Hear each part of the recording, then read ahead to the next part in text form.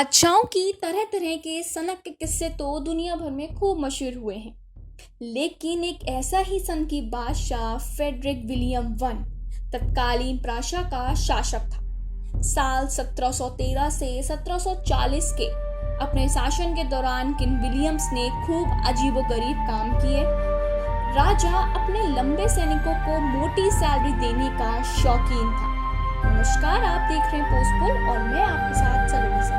लगभग 250 साल पहले के राजप्राशा का साल 1932 में जर्मनी में विलय हो गया था। लेकिन अब भी और आज भी वहां लोग इस सन की राजा के किस्से सुनते हैं। ऐसा कहा जाता था कि राजा वैसे तो काफी शांति प्रिय था, लेकिन उसे सैनिकों की भर्ती में खासी दिलचस्पी थी। वो आए दिन सेना का विस्तार किया करता था।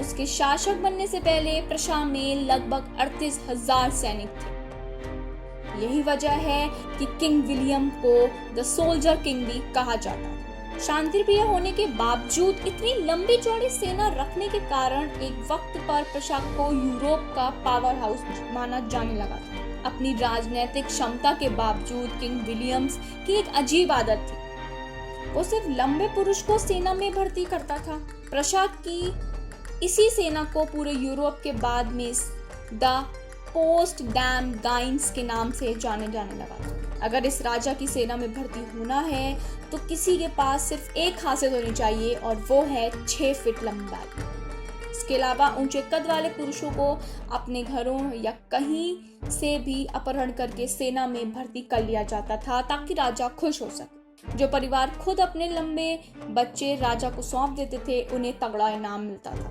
लेकिन सबसे मजेदार बात तो ये है कि ऐसे लंबे कदवार सैनिक किसी युद्ध के लिए तैयार नहीं किए जाते थे, बल्कि वे सिर्फ दिखावे के लिए थे और समय समय पर किंग उनसे अपना मनोरंजन भी करवाया करता था। जैसे उदास होने पर सैनिकों को महल में बुलवा लिया करता था और उन्हें नाचने को कहता था।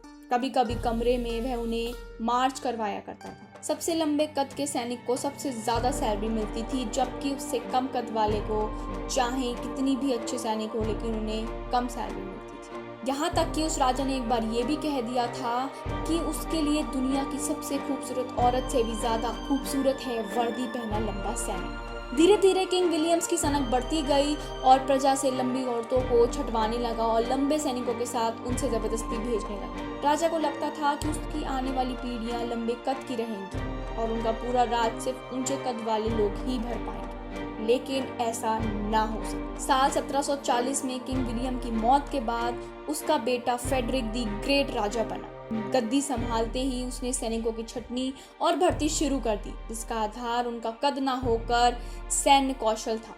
अब भी कई ऐतिहासिकों का मानना है कि हिटलर के आर्य नस्ल का फला कहीं ना कहीं किंग विलियम से प्रेरित था। अगर आप ये वीडियो फेसबुक पर देख रहे हैं तो हमारे फेसबुक पेज को लाइक करें, और अगर आप ये वीडियो यूट्यूब पर देख रहे हैं तो हमारे चैनल पोस्टपुल न्यूज़ मीडिया को सब्सक्राइब करें और साथ ही बेल आइकन दबाना ना भूलें, ताकि हम कोई भी वीडियो अपडेट करें तो उसका नोटिफिकेशन आपके पास सबसे पहले आ जाए। Thank you.